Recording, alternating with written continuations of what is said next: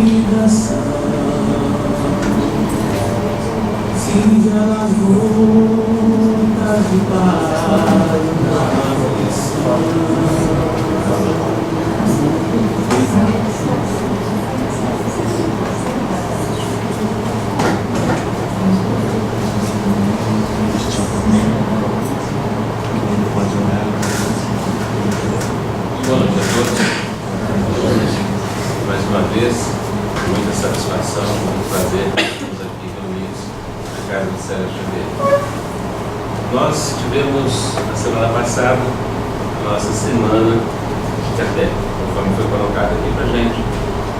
A semana realmente ela acontece nessa semana, que depois de amanhã é a data do aniversário do nascimento dele. Tá? Então, nesse momento, em razão disso também, a Aliança Espírita Mineira está reunindo as casas espíritas para poder fazer um trabalho em conjunto, tá certo? E começando com hoje, dia 1º de outubro, falando sobre a biografia de Kardec.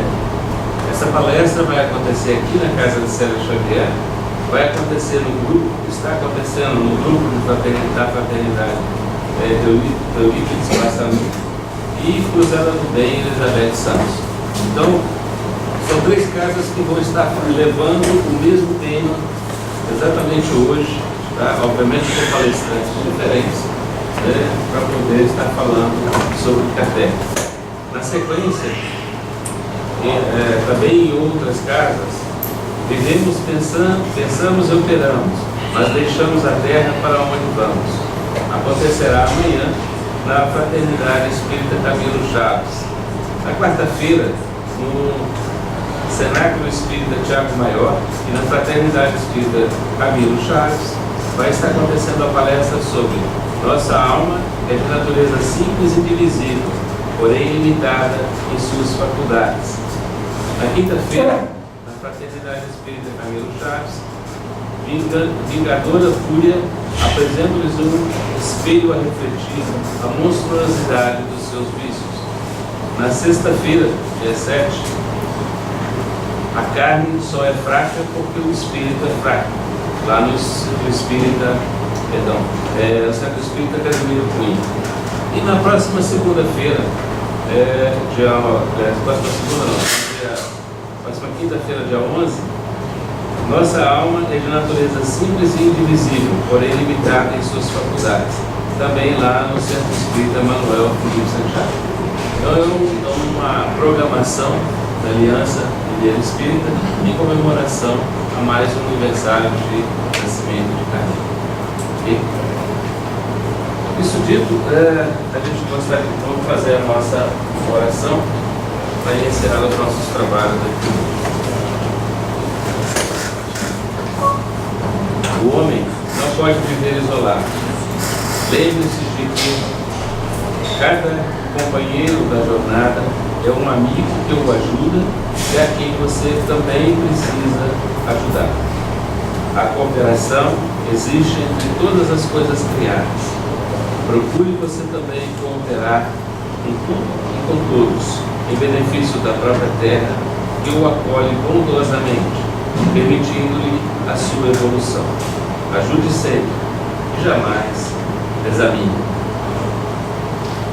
Mestre Jesus, nós agradecemos pela oportunidade de estarmos aqui, na casa de Serra Xavier, essa casa de oração, dando prosseguimento ao nosso trabalho de procurar levar um alento àquele a quem precisa.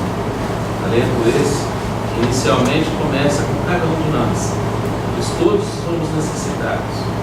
E a partir do momento em que a gente reconhece essa condição de necessidade que todos temos, estamos sempre prontos a ajudar a quem está ao nosso lado, pois em algum momento ele também poderá vir a nos ajudar.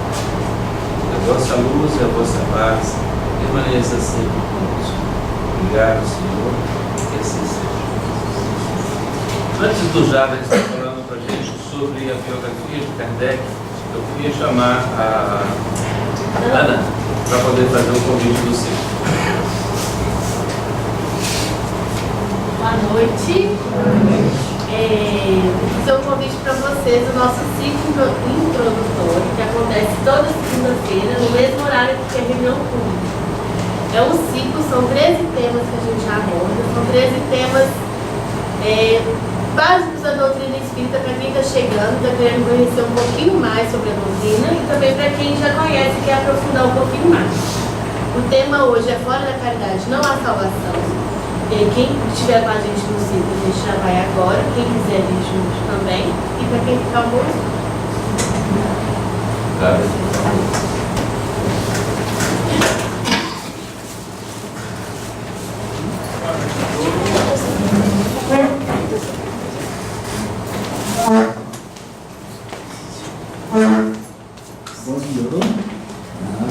Vocês aí atrás estão me ouvindo bem? Tranquilo? Então vamos lá. Antes da gente começar, eu queria fazer uma propaganda. A gente publicou o livro Conversando com os Espíritos, um toque de humanismo. É um livro que trata do funcionamento de reuniões mediúnicas, conta como que a nossa reunião mediúnica aqui no Serra Xavier funciona, fala um pouco de outras formas de funcionamento do Grupo Emmanuel na capital, e o foco dele é o diálogo com os espíritos, como dialogar com os espíritos. Então ele está aí, foi publicado agora no final de agosto. A gente publicou esse e publicou A Sobrevivência da Alma em Foco, que foram os trabalhos do último encontro da Liga de Pesquisadores do Espiritismo, que aconteceu aqui na União Espírita Mineira. E tem trabalhos muito interessantes de experiência de quase morte, experiência fora do corpo, alguns textos de filosofia, tem trabalhos bem curiosos. Tem um capítulo que compara a obra do Divaldo, ditada por Victor Hugo, chamada Pagas em Redenção, com o livro Os Miseráveis, escrito por Victor Hugo enquanto encarnado. Tá? Então, tem bastante coisa para quem está se perguntando, existe mesmo a vida após a morte? Esse é um livro bom para a gente ler, para a gente degustar. Okay? Nossa tarefa de hoje é trabalhar com a biografia de Kardec, que a gente chamou de Derrivaio a Kardec. Por que Derrivaio a Kardec? Porque Kardec é um nome que o professor Rivaio utilizou para publicar sua obra espírita.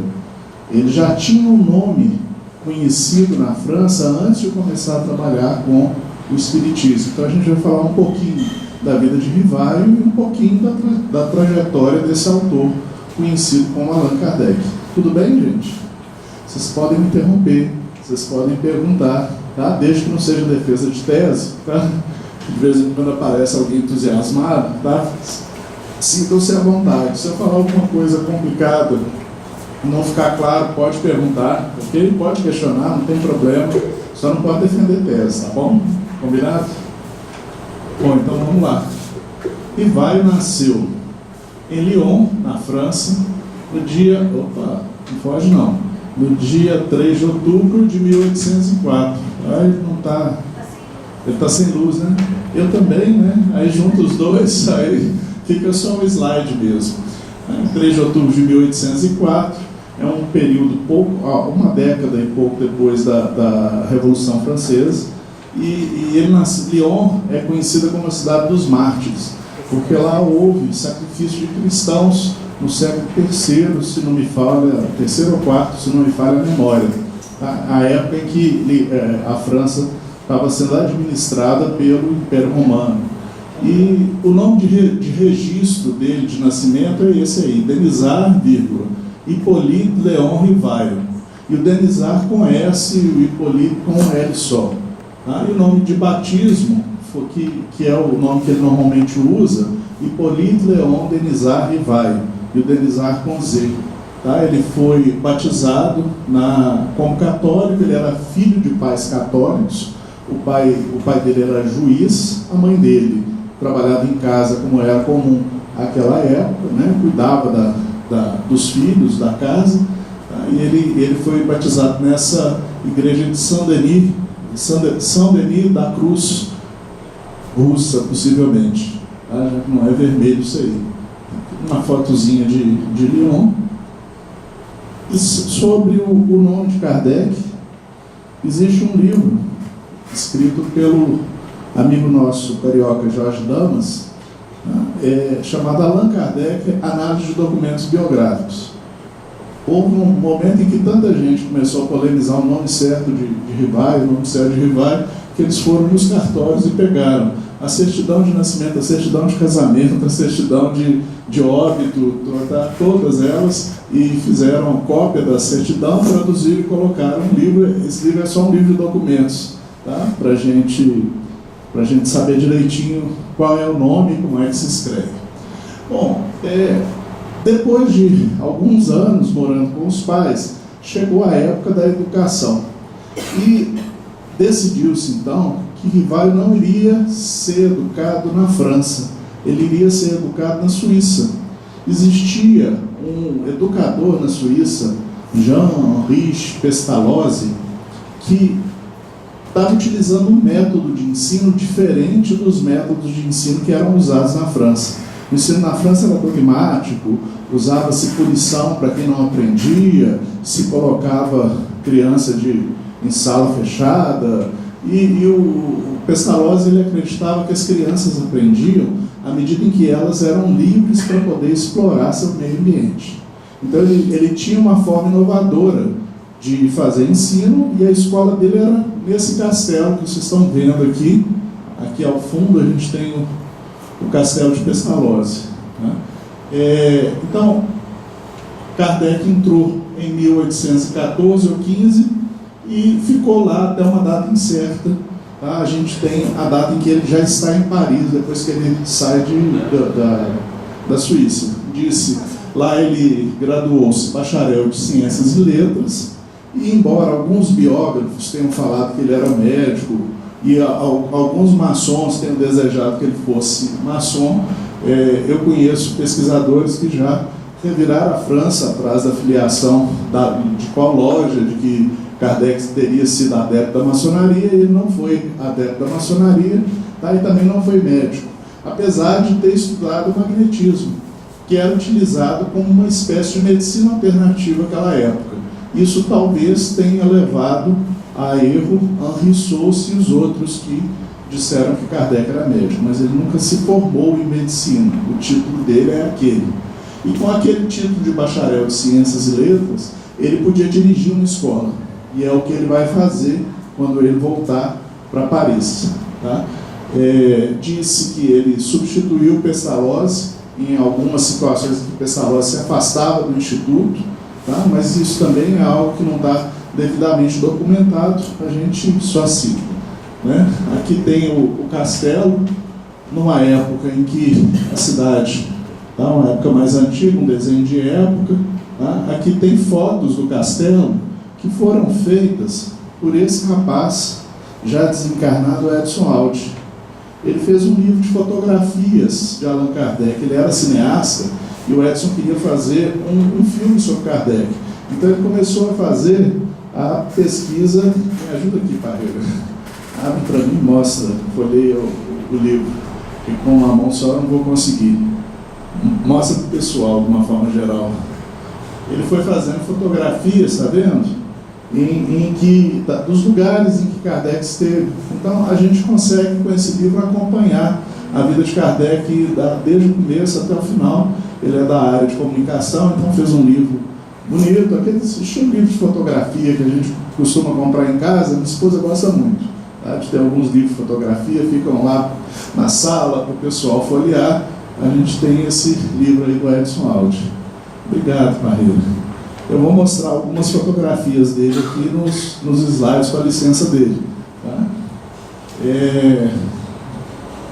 A gente tem, então, Rivai estudou francês, alemão, holandês, latim, grego e outras línguas. Eu li num livro recente, que é esse aqui, Kardec e os Espíritos, que ele tinha um domínio do inglês também. Tá? Mas eu não encontrei em outras fontes. Então estou passando aquelas que a gente tem certeza. Uma das coisas que Kardec fez foi trabalhar com tradução de alemão.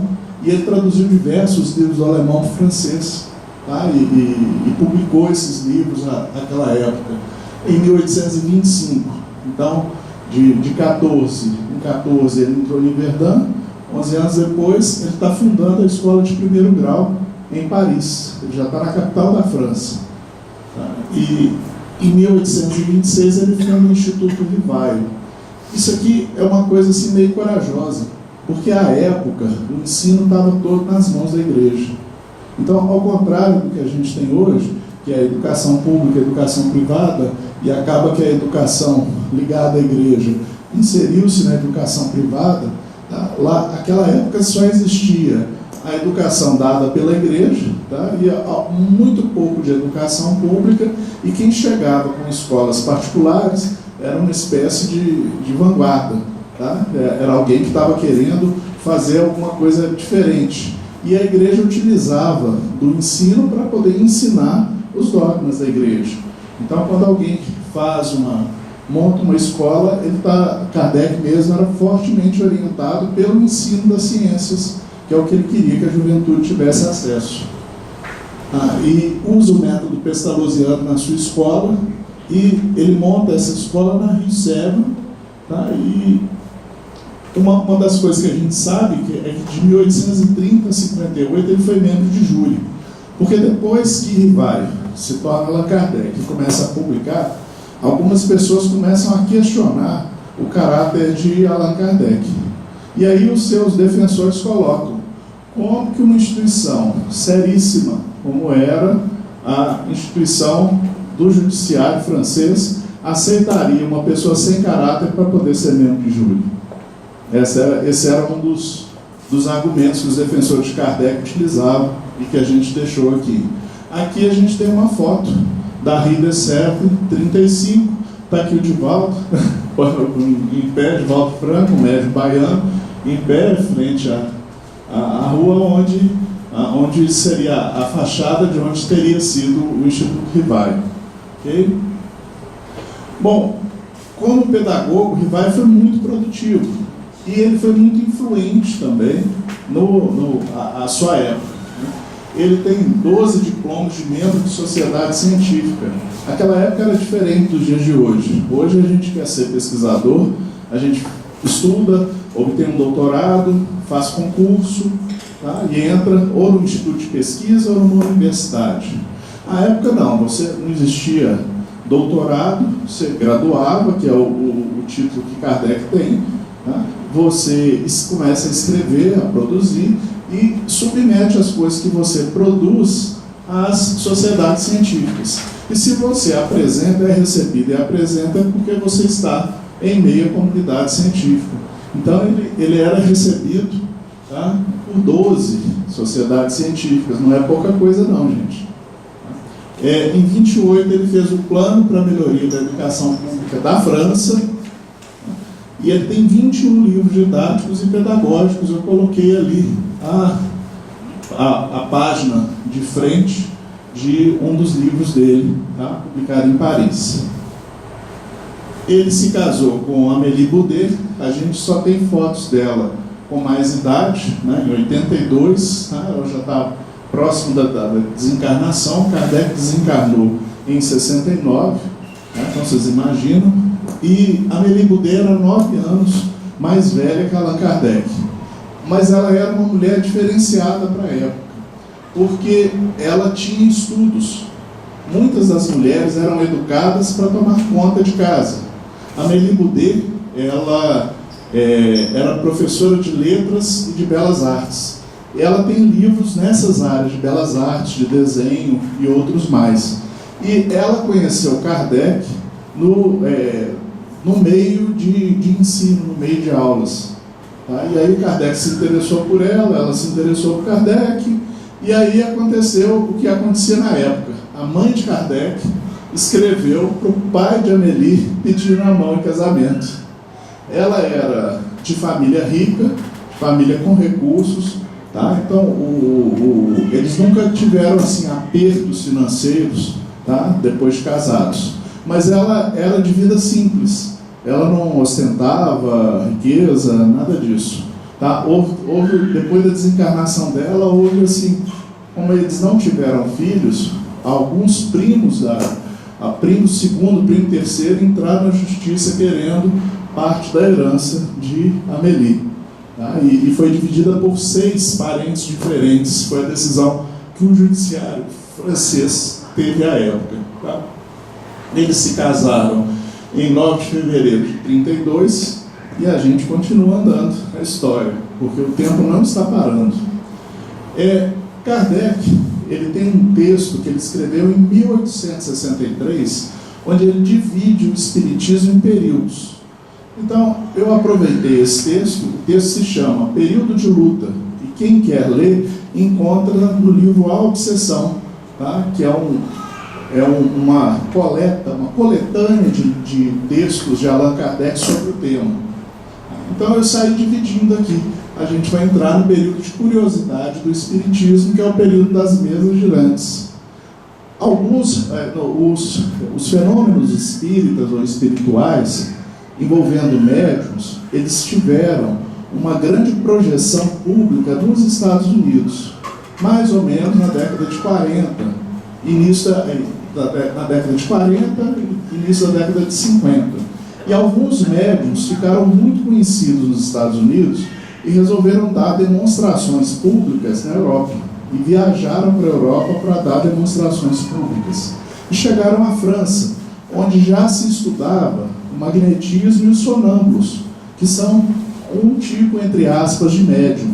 Tá? Só que um médium que tem determinadas percepções, mas que até então não diziam estar registrando os espíritos.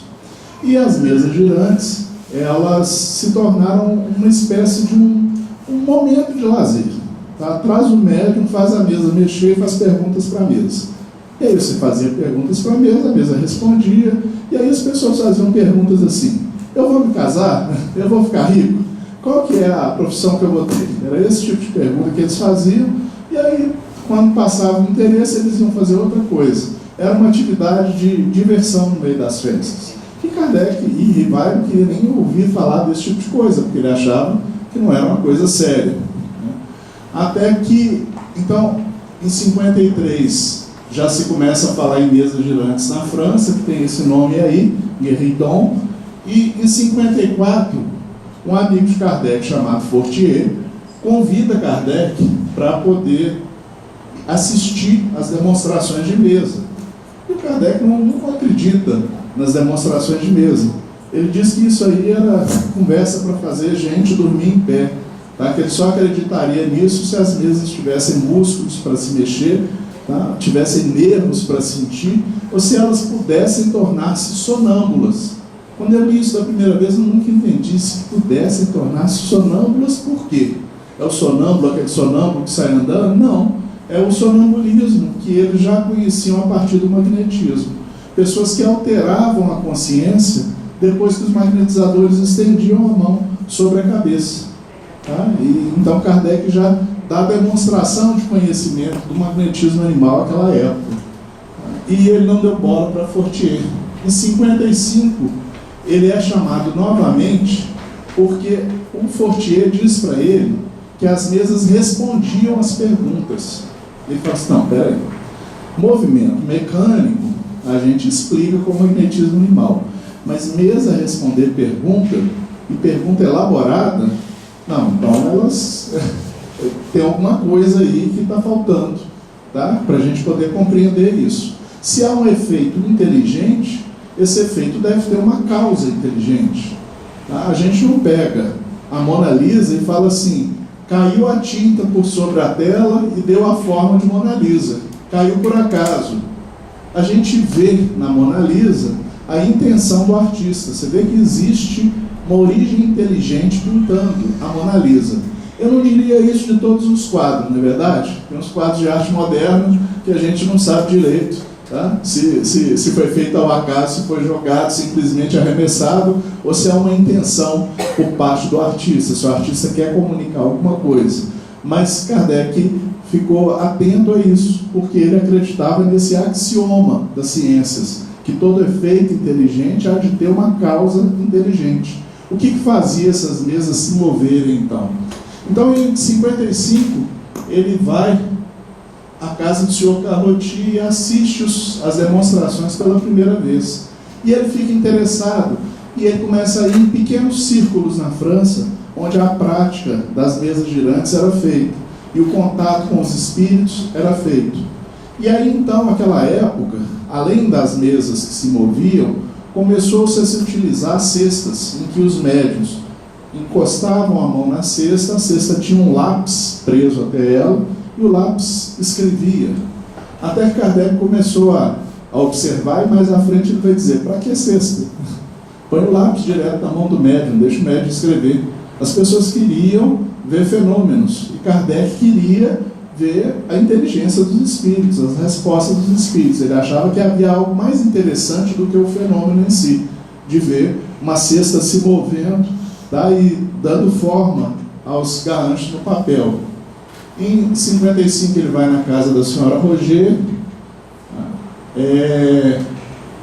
depois ele vai à casa da senhora Plené-Maison, tá, que ela fazia escrita mecânica em ardósia com cesta.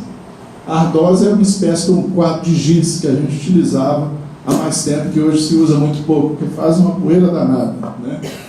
Depois ele vai à casa do senhor Baudin.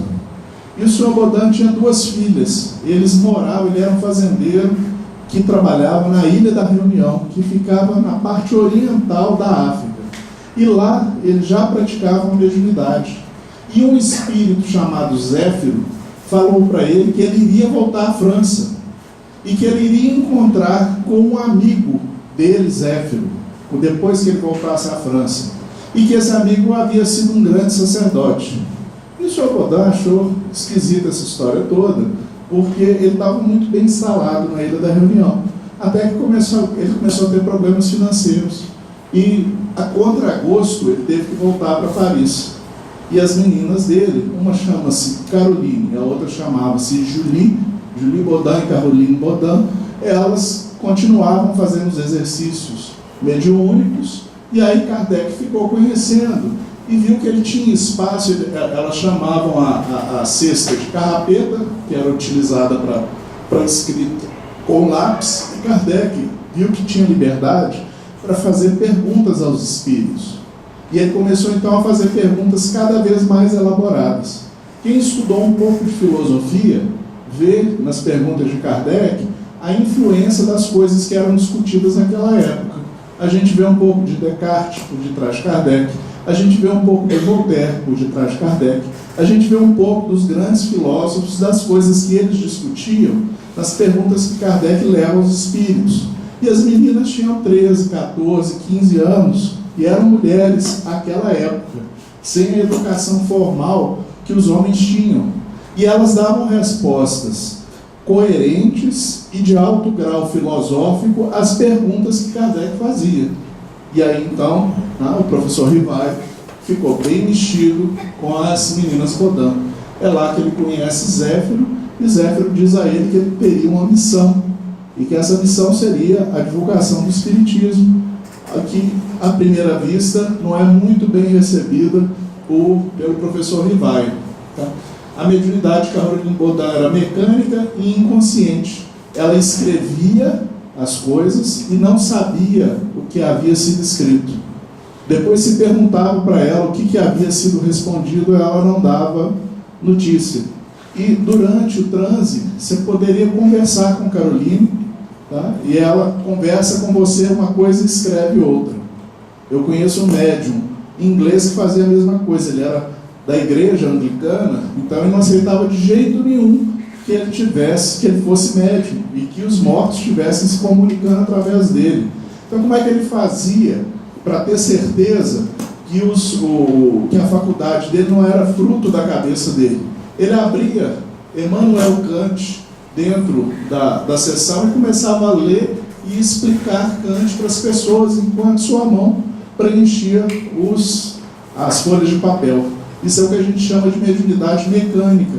O espírito atua sobre o sistema nervoso, faz movimentar a mão, faz movimentar o pé, tá? Mas não atua. O médium não capta as ideias que o espírito está transmitindo ou escrevendo.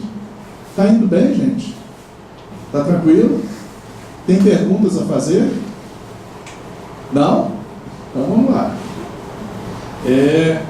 Aqui a foto. A Rue de Rocher-Chouart, tá? Que é onde moravam os Bodin. Aí isso é uma foto recente. Mas é uma parte velha de Paris, então vocês veem que as construções ainda são antigas, são do século retrasado, né? Nós já viramos de século.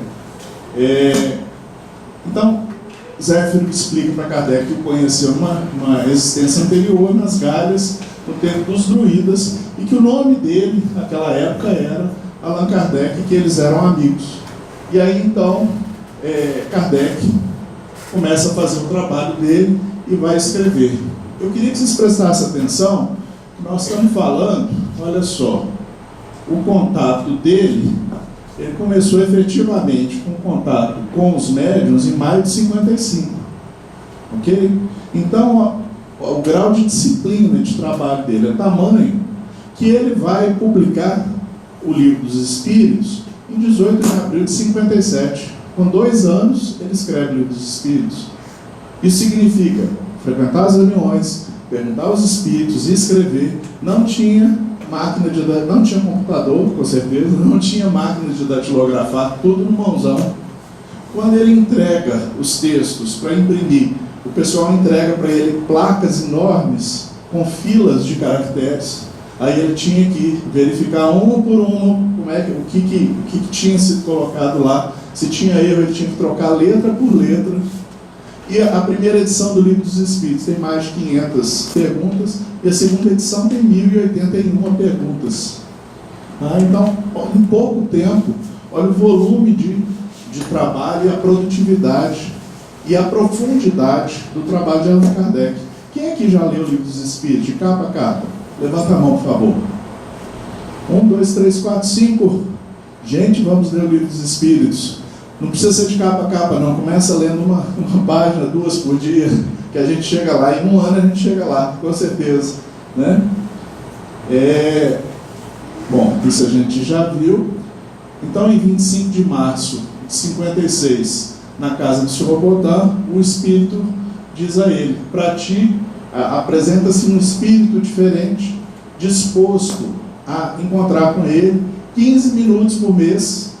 E esse espírito falava, e Kardec pergunta: qual é seu nome? Ele vai dizer: para ti chamar-me a verdade, e a gente o conhece como Espírito da Verdade, porque Kardec escreveu, assinava os textos dele com o Espírito da Verdade. A gente acha no Evangelho segundo o Espiritismo, no Livro dos Espíritos e em outros livros. Todos os meses, durante um quarto de hora, estaria à tua disposição. Então ele tinha que fazer todo o trabalho. Se ele tinha dúvidas para conversar com os espíritos, 15 minutos. Está parecendo orientação de tese em universidade, gente. O professor disponibiliza isso. 15 minutos e você tira a dúvida do seu capítulo inteiro. Então você já chega com as perguntas todas à mão para poder aproveitar ao máximo o pouco tempo que o professor dispõe. Aqui a gente tem uma foto da Rua dos Mártires, tá? Mas nos dias de hoje. Eu lembro que o Edson Alves foi muito feliz porque o escritório de Kardec, onde ele residia e trabalhava, quando ele chegou, os proprietários tinham acabado de pintar e estava vazio. Então ele pôde fotografar o espaço, tá? Como ele estava naquela época, mas assim, sem mobiliário moderno. E dá para a gente ter uma noção, uma percepção da arquitetura da época. Aí a gente, com o Livro dos Espíritos, a gente entra no segundo período do Espiritismo, tá? Que Kardec chama de período filosófico. É onde ele vai tecer as questões de filosofia e obter a resposta dos espíritos, tá? Então, ele vai contar também com o senhor Rustam e com a senhora Jafé, que era sonâmbula. Eles usavam cestas de bico, com cestinhas com lápis enfiados também, tá? Para poder escrever. E Hahnemann comunica a missão de Kardec para Kardec. Hahnemann é o fundador, Samuel Hahnemann, é o fundador da homeopatia. Ele é mais ou menos contemporâneo de Kardec, já havia acabado de desencarnar quando Kardec começou os trabalhos dele com o Espiritismo, tá? E aqui a gente tem uma foto da Rue de Tiquetone.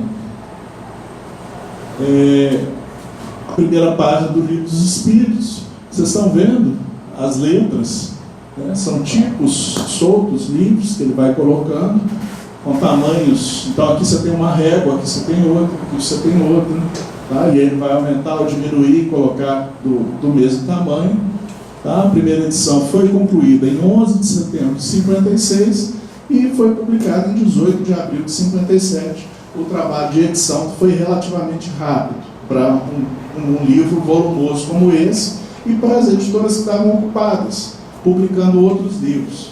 Disse que a mãe do editor, se não me falha a memória, foi Didier, tá? Pediu ao editor que ele desse prioridade ao livro de Kardec. Tá?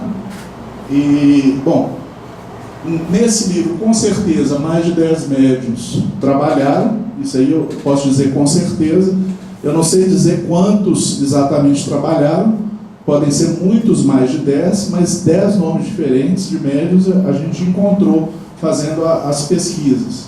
E a primeira edição tem 501 questões. Aqui é o local onde ele foi lançado, a livraria Dentu, na Galeria de Orleans. Então tem uma foto mais recente da galeria, bonita, né? Um palácio, e que depois foi utilizado dentro dos espaços, começou a utilizar para coisas diferentes. Um desses espaços era uma livraria, tá? É o Palácio Real, Palais Royal, 18 de abril de 57. Depois que publicou o Livro dos Espíritos, o livro começou a vender. As pessoas começaram a procurar e a se interessar e a procurar Kardec. Pessoas, por exemplo, um jovenzinho de 18 anos, trabalhava a semana inteira, ele estava tentando ser aceito num observatório astronômico de Paris. Então ele estava estudando para ser aceito no observatório. E assim, a família era de gente que tinha dinheiro, comerciantes que faliram, por isso é que eles foram parar em Paris. Então esse jovenzinho, o que ele fazia para poder descansar? Ele não tinha como gastar dinheiro. Então o descanso dele aos domingos era passeando pelas livrarias e folheando os livros das livrarias. E esse jovenzinho tinha escrito um livro chamado A Pluralidade dos Mundos Habitados. E aí ele pegou o Livro dos Espíritos e achou engraçado o Livro dos Espíritos e começou a folhear o livro. E aí ele encontrou um capítulo no livro, A Pluralidade dos Mundos Habitados. Ele falou assim, uai, Se ele fosse mineiro, eu falaria uai, mas eu acho que não era mineiro. Tá? Ele deve ter falado ulalá, né? Já que ele era francês. O que será que os mortos estão falando sobre o meu tema? Foi o comentário que ele fez. E aí então ele comprou o livro e foi estudar o livro, foi ler o livro. Tá? E aí ele procurou Kardec, e aí então ele entrou na Sociedade Parisiense de Estudos Espíritas, que Kardec vai fundar em 58, e ele começou a fazer os exercícios de psicografia dele. Okay? Esse astrônomo, que é premiado até os dias de hoje, chamava-se Camille Flammarion, e ficou muito famoso na França por divulgar o conhecimento astronômico. Tá? Ele e a filha dele, Gabrielle Flammarion. Tá? Então, em janeiro de 58, Kardec começa a publicar uma revista, a Revista Espírita. E é curioso, porque é uma revista sempre densa, cheia de conteúdo. Não são as revistas como a gente vê hoje. Eu comprei uma Veja para poder passar o tempo na viagem que a gente fez. Um monte de páginas cheias de propaganda. E um pedacinho de texto, às vezes, muitas fotografias, um pedacinho de texto. Então, na época não tinha fotografia nenhuma, era texto. Tá? Quando alguém queria fazer alguma fotografia ou desenho, era um encarte na revista. E ele publicava por mês, ele organizava e publicava uma revista com 30 páginas, mais ou menos. Todo mês, ininterruptamente, até a desencarnação, Kardec vai manter a Revista Espírita e vai publicar. E a revista vai começar a ser comprada por pessoas de diferentes lugares, na França, na África, na parte oriental da Europa, tá? No Brasil vão comprar, no Peru vão comprar a Revista Espírita, eles vão ter assinantes em diferentes lugares. Então a revista virou um grande sucesso naquela época. E o movimento espírita começou a crescer. E Kardec, que já era dedicado, redobrou-se em dedicação depois da publicação do Jornal de Estudos Psicológicos, como ele chamava a revista. Hoje a gente acha, para ler, as revistas de 59 até 69, quando Kardec desencarnou, em português. E a gente acha em francês as outras que continuaram a ser publicadas. Existe um site que chama Enciclopédia Espírita, em francês, e que tem tudo isso aí disponibilizado para quem quiser estudar. Aqui a gente tem onde funcionou a Sociedade Parisiense de Estudos Espíritas, na chamada Passagem de Santana. Em 1860, Kardec fundou a sociedade. Ele vivia na Vila de Seguir, trabalhava de manhã à noite e de madrugada, ao ponto dos espíritos chamarem a atenção dele, para ele tirar um pouco o pé do acelerador. Ele estava trabalhando demais. Porque além de escrever as revistas, além de organizar os livros que eu vou mostrar que ele organizou, ele mantinha correspondência. Então ele recebia correspondência e respondia às pessoas, sem máquina de datilografar, sem computador, sem nada do que a gente tem, sem e-mail, sem internet, nada disso. Tá? Tudo na mão. Na mão. Aqui também vocês estão vendo que o Edson Alves pegou o local todo limpo, né? As fotos ficaram muito bonitas, em preto e branco, na luz, variações de tons de cinza. E aí então Kardec vai entrar no que ele chama de período de luta, que é quando ocorre o Auto de Fé de Barcelona. Tá? Em 59 ele publicou o que é o Espiritismo, publicou também a Instrução Prática sobre as Manifestações dos Espíritos, e em 61 publicou o segundo grande livro dele, que faz parte do que a gente chama Obras Básicas de Allan Kardec, que é o Livro dos Médiuns. Esse livro aqui explica para as pessoas o que é a mediunidade, como se organizar numa reunião mediúnica, como praticar a mediunidade, que cuidados a gente deve tomar na prática mediúnica. É um livro que foi escrito para as pessoas que estão interessadas na prática da mediunidade. Tá? Bem voltado. Ele é um desenvolvimento dessa instrução prática. Isso aqui é um pré-livro dos médiuns. E aí Kardec juntou essas coisas todas que ele tinha, Revista Espírita e outras coisas mais, e ele tinha um amigo que se chamava Maurice Lachatre. E o Lachatre, ele era francês, mas ele estava morando na Espanha, em Barcelona. E ele fez uma encomenda de livros, e Kardec enviou os livros espíritas para Lachatre. Só que Barcelona não era Paris. Então, todo tipo de encomenda intelectual de livros que chegavam em Barcelona, eles eram verificados antes pelo bispo. E o bispo dizia se eles podiam ou não entrar no país. E aí, o que vocês acham que aconteceu? O bispo chega, pega livros sobre espiritismo. O que vocês acham que aconteceu? Não pode, né? Não tem espaço. Então Kardec escreveu para ele e falou assim: bom, tudo bem, não pode, me devolve os livros. O que vocês acham que o bispo fez? Se não serve para a Espanha, não serve para ninguém no mundo inteiro. É assim que ele respondeu. O que não presta para a Espanha, não presta para o resto do mundo. E mandou que os livros fossem queimados em praça pública. Nem é queimar, assim, manda para um alto forno e queima, né? Igual a Polícia Federal faz com droga, quando apreende. Não, em praça pública, no local onde era feita a execução das pessoas, no passado era feita a execução das pessoas condenadas pela Santa Inquisição. Então é muita provocação, né, gente? E o bispo achou que ele fosse dar uma demonstração, fazer uma demonstração de força. Só que os espanhóis sempre foram esquentados, tá? Nunca foram muito quietinhos. Então, quando as pessoas começaram a executar a ordem do bispo, cercou uma multidão de pessoas simpatizantes ao espiritismo, e quem não era acabou ficando, pelo menos antipatizantes da igreja eles eram, para estar lá presentes, tá? E eles então começaram a gritar: abaixa a Inquisição, abaixa a Inquisição. Ele colocou fogo a si mesmo no livro, tá? E aí depois que os guardas se afastaram, as pessoas foram lá, pegaram os restos dos livros e guardaram como lembrança. E aí o Kardec ficou chateado, porque livro era uma coisa muito cara.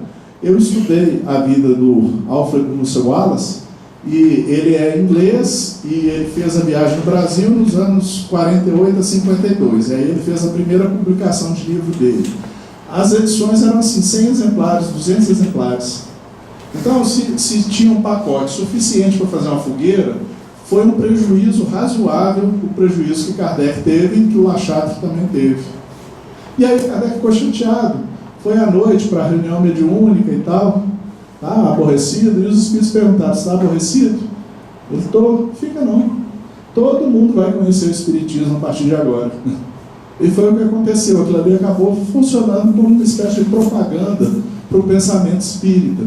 E no ano seguinte, Kardec iria evocar o bispo que faleceu. Ele evoca o bispo em uma das suas reuniões e pergunta para ele: o que você pensa daquilo que você fez?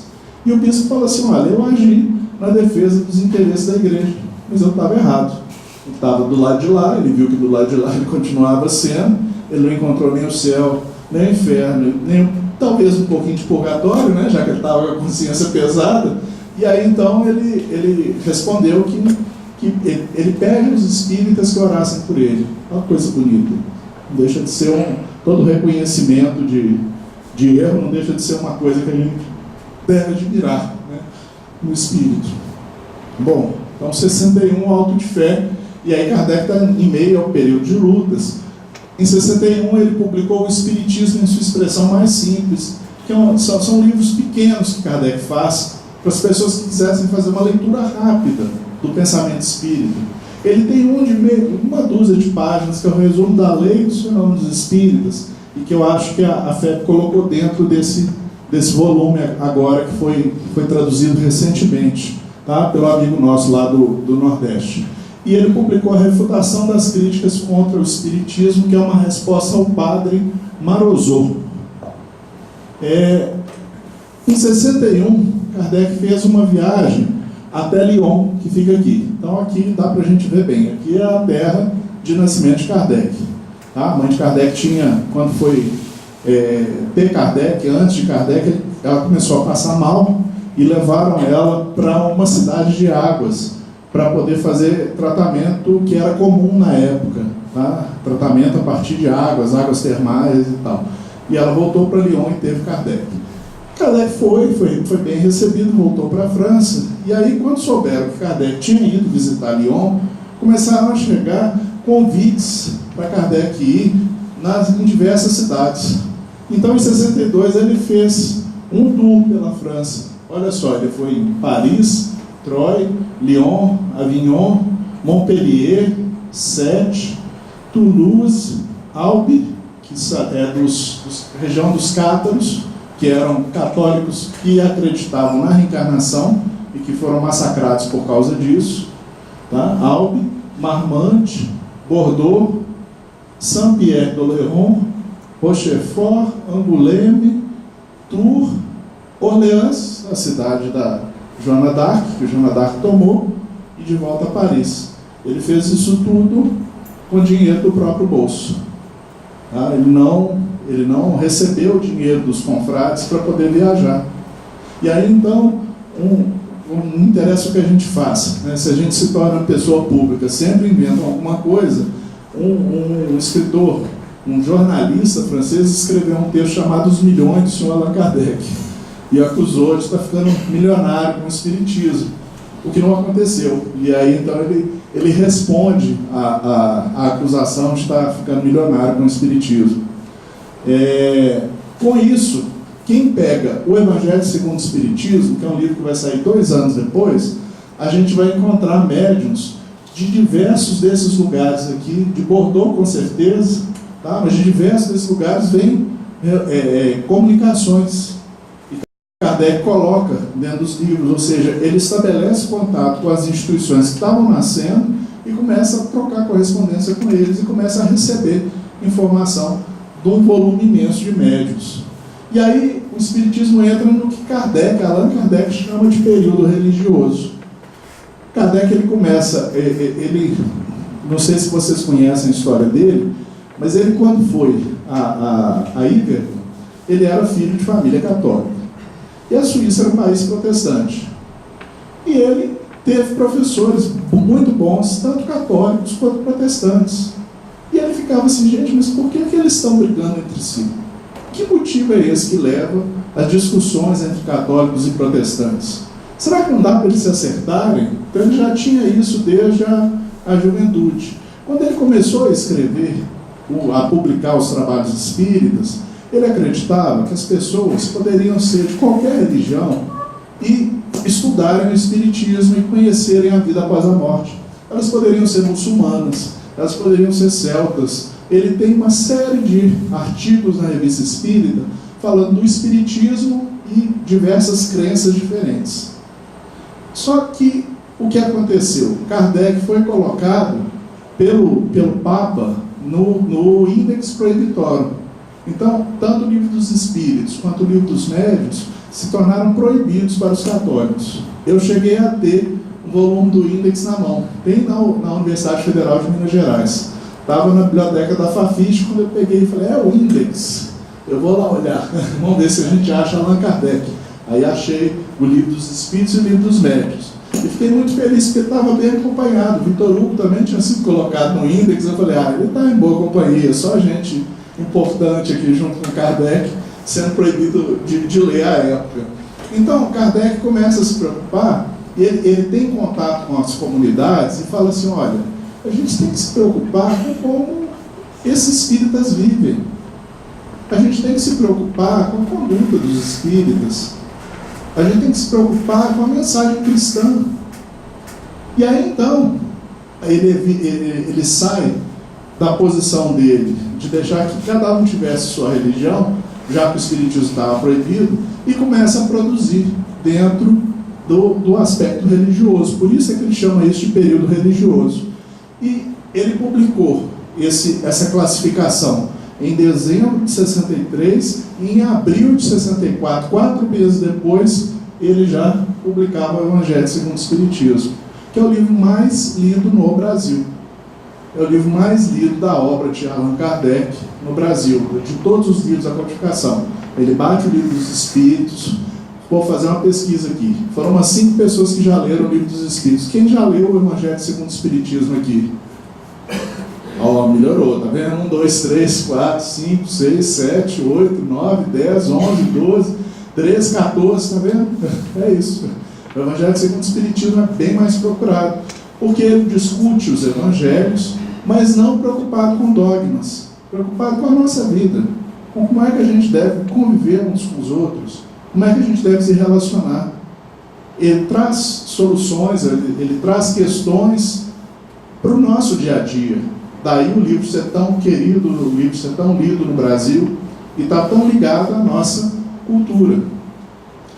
Depois disso, em 65, um ano depois, Kardec publica O Céu e o Inferno, ou A Justiça Divina segundo o Espiritismo, que também é um livro de cunho, se não religioso, pelo menos teológico. Ele vai comparar a visão espírita após a morte com a visão católica e a visão clássica dos gregos. Eu lembro que eu recebi umas jovens que estudavam na Universidade Católica, vieram ao Célio Xavier para conhecer o Espiritismo. Aí eu falei uma série de coisas com elas, sentei, expliquei o que era o Espiritismo, levei nas reuniões, levei na casa toda, e elas entraram na biblioteca do Célio, que fica lá embaixo. Aí elas entraram, a primeira coisa que a menina viu foi O Céu e o Inferno. Aí ela virou para mim e falou: "Ah, Jader, você não me falou que o Espiritismo não acredita em céu e inferno?" Eu falei: falei, e continuo falando. Esse é um livro comparativo. Esse é um livro em que Kardec compara o pensamento tradicional da teologia católica com o pensamento clássico, com o pensamento espírita. E ele vai dizer o que há de semelhante e de diferente. Eu acho que ela ficou mais tranquila, mas ela tinha ficado incomodada. Eu acho que ela achou que eu estava mentindo para ela, que eu tirei a noite para poder contar lorotas para ela, enganar ela sobre o Espiritismo. E em 68, Kardec publica a Gênese, que é o nome pelo qual a gente conhece o livro, mas o livro chama-se A Gênese, Os Milagres e as Predições segundo o Espiritismo. Boa parte se a parte inicial do livro é uma parte que Kardec mostra os avanços da ciência versus as crenças antigas da igreja, tá? Mais à frente, ele vai trabalhar temas ligados ao pensamento cristão que ele não queria trabalhar até então.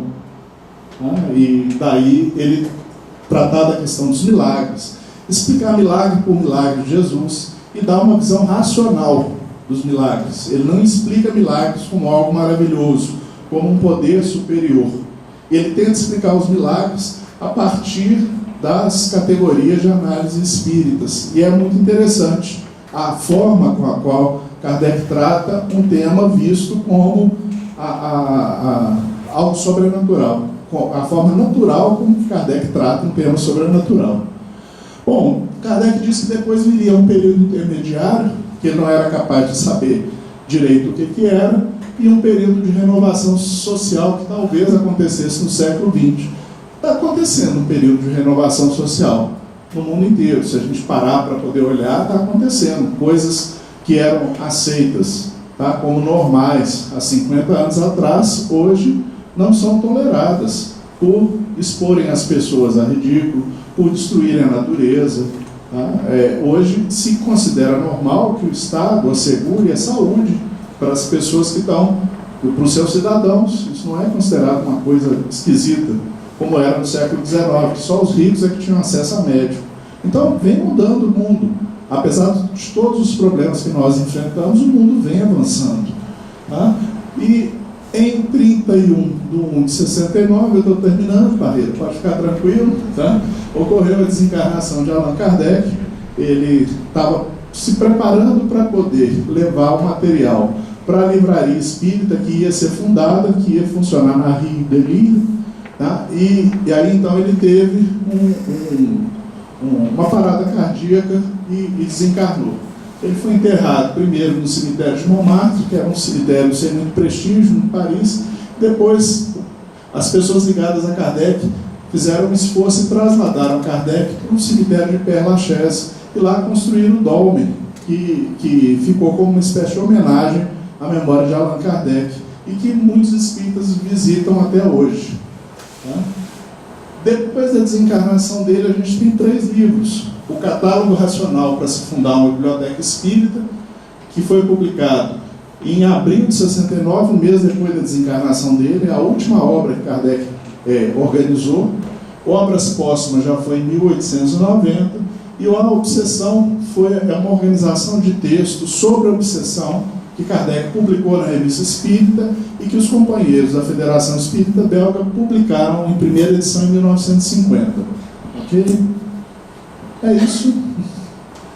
Voltamos então. Agradeço a vocês repassando a palavra aí para vocês. Deixa eu ver se eu deixei de mostrar. Esse é o catálogo racional. Pequenininho, mas interessante, porque ele coloca que numa biblioteca espírita devem haver livros que criticam o espiritismo. Ele tem uma visão racional para a sua época, não só livros espíritas. Tá? É isso. Deu certinho? Certíssimo. Obrigada, Jade. Tem alguém vindo na reunião de segunda-feira pela primeira vez? Tem? Você? Qual é o seu nome? Dalila. Qual? Dalila. Dalila? Dalila, meu nome é Cíntia. Mais alguém? Qual o seu nome? Carlos. Ah, mas é a primeira vez segunda. Seja bem-vindo, Carlos. Mais alguém? Você, seu nome? Priscila. Olha, 3 novatos aí com essa chuva, ó. Bacana ver vocês aqui. Meu nome é Cíntia, eu e o Elcio somos responsáveis pela reunião de segunda-feira, tá? Espero revê-los aqui novamente. Agora a gente vai diminuir as luzes, vamos fazer a oração final. Os passistas vão passar aplicando o passe. Quem desejar tomar o passe,